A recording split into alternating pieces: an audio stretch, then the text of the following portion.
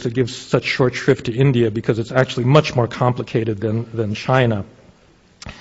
So let me pose the following comparison, because this stuff is really only interesting when you do this in a comparative light. After the Qin dynasty goes away, it's replaced within a generation by the Han dynasty, which lasts for 400 years. It's the dynasty that defines Chinese civilization. And from the beginning of the Han up until the 19th century, when it's conquered, when China is occupied by foreign powers, the default condition of China is to be a centralized, unified state. The dynasties are separated by periods, interregnums of chaos when the country falls apart, but it always comes back together. And so in that entire period, the typical condition is to be a centralized, powerful state. India's history is exactly the opposite.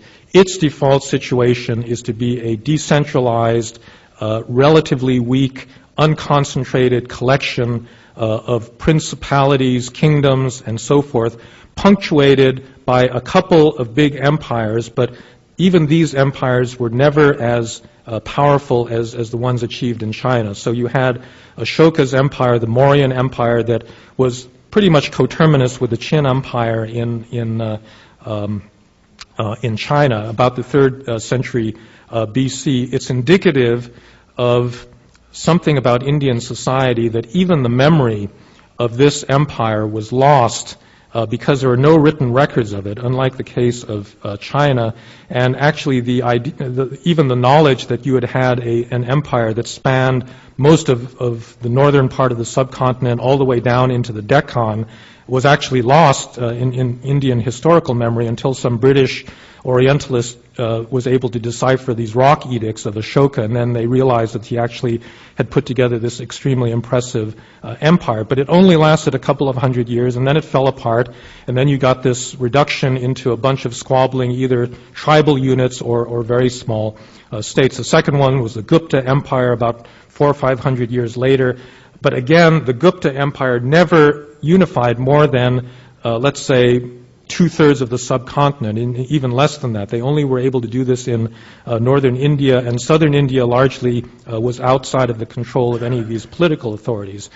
The weakness in the Indian inability to create a powerful centralized form of authority then left them vulnerable to foreign conquest, and this begins with the Ghaznavid invasion of the Muslims at the beginning of the second millennium, and then, of course, with the British. All right. So the question is, India is a tribal society at the beginning. The Indo-Aryans that settled the Gangetic Plain are organized just the same way that Chinese tribal groups were organized.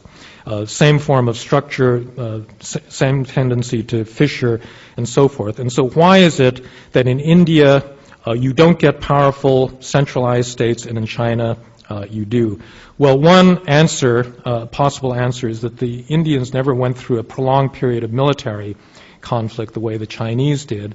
In a way, that begs the question, however, as to why this conflict never emerged, or why you didn't have the equivalent of the Warring States period in India.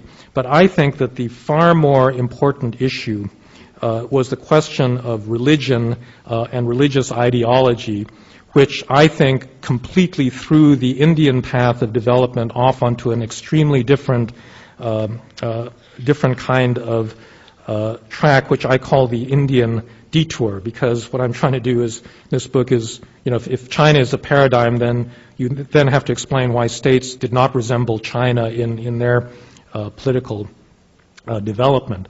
The detour in India's case really arises with the creation of a Brahmanic religion towards the end of the second millennium BC. This Brahmanic religion, first of all, creates a fourfold system of varnas. You have the Brahmins at the top, the Kshatriyas or the warriors. Second, you have Vaishyas or merchants as third, and then Shudras, which is basically everybody else, peasants, farmers, the people that do the actual work in the society, as the lowest of these three broad social classes. And what's really interesting and really different from China is that the Brahmins place themselves at the top of the warriors, so that they have a higher social status than the people who actually wield military force in Indian society. Now, there is a big argument that Weber and Marx and a lot of other great thinkers have engaged in as to whether ideas or material interests are the real drivers of history. So Marx is famous for saying that religion is the opiate of the masses, that religion is a kind of fairy tale that the powerful people in the society think up in order to convince people that they've got a right to exploit them, essentially. And, Weber and Durkheim and a lot of 19th century sociologists said, no, it's just the opposite. It's the ideas that are primary. The ideas are the ones that create social classes in the first place, and you can't explain development without reference to these ideas. Now, if you wanted a case of a group making up a fairy tale to justify their domination of the society, I think the Brahmins do a pretty good job, with all due respect to that.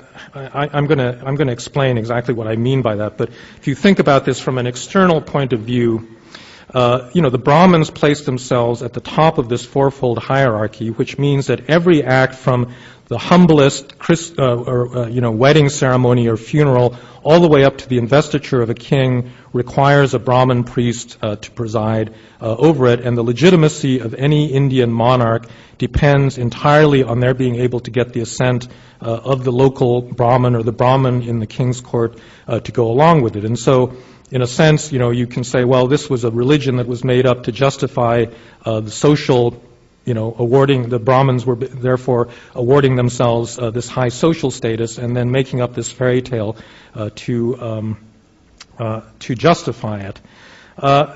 That's one way of interpreting history. But I think that even though that may be an ex post way of understanding Indian religion, that's looking at it only from the inside, from the outside. From the outside, many of the aspects of the Brahmanic religion seem very strange. The prohibition on eating cows, the concern with ritual pollution, and so forth. But if you look at Brahmanic religion from the inside, that is to say, if you take seriously the metaphysical principles upon which the religion is based, it is an extremely rational set of ideas. And I think part of the reason that to this day, young Westerners are drawn to ashrams in India is that, there's a kind of brilliance to this religion that you can only perceive if you see it from the inside and you begin to accept some of its basic principles. And so, in some sense, what the religion does is the starting principle is the presumption that the entire phenomenal world is in some sense unreal, that everything we see around us, and particularly our material and biological circumstances in which we live, are not the ultimate reality, that there is a realm of the spirit that is far purer than anything we see in day-to-day life. And, in some sense, the purpose of the religious voyage that one begins not in just one lifetime but over successive lifetimes is an effort to get away from the material conditions in which human beings were born. There's one analyst of Indian religion that puts it this way: the blood and gore associated with birth, the suffering and deformations associated with disease and violence, the repugnancies associated with waste effusions from the human body, and the decay and purification associated with death are all associated with mortal life and hence need to be transcended.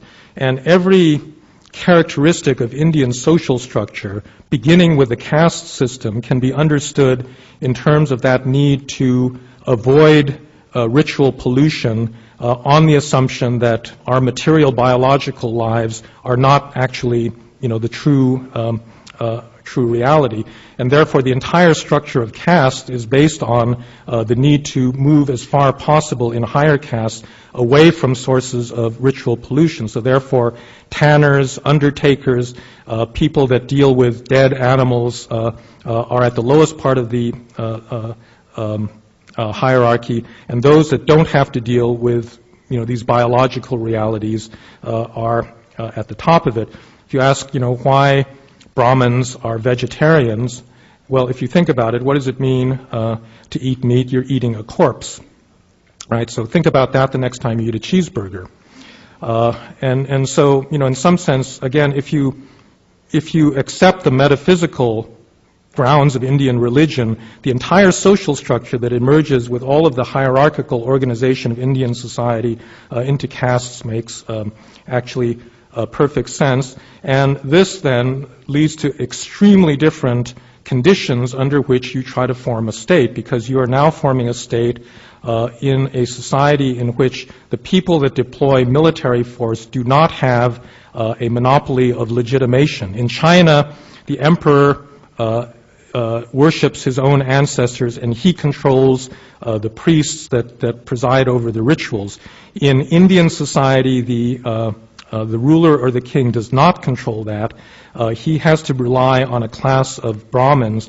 Indian society at village level is completely, in a sense, self-sufficient, because what the caste system does is it sacralizes the occupational order. It takes the principle of endogamy that exists in a lineage society and applies it to occupations like potter, weaver, tanner, dancer, and so forth, and means that you can only, it defines the boundaries of clan exogamy and says you cannot marry outside of those occupational castes, but it creates a very interdependent and actually workable system at a village level by which Indian society can govern itself. And so if you think about why were Indian polities never able to generate the kind of striking power that Chinese polities were, it very much has to do with this complex social structure that is created out of this particular set of religious ideas. Just think about armies. Armies, first of all, are run by kshatriyas, which is one of the four classes, but the other classes in the fourfold system of varnas do not participate in military activity. So something like Shangyang's mobilization of the entire peasant population was something that was extremely difficult to achieve in any Indian society. You think about the prohibitions regarding blood and waste effusions. Battlefields are, hate to tell you, they've got a lot of blood in them, and if for ritual purposes you can't deal with a corpse or you can't deal with blood, it's going to limit very severely the number of people you can mobilize as soldiers. And there's a number of other issues. One really important issue has to do with literacy. It is really interesting the degree of documentation that exists in India versus China.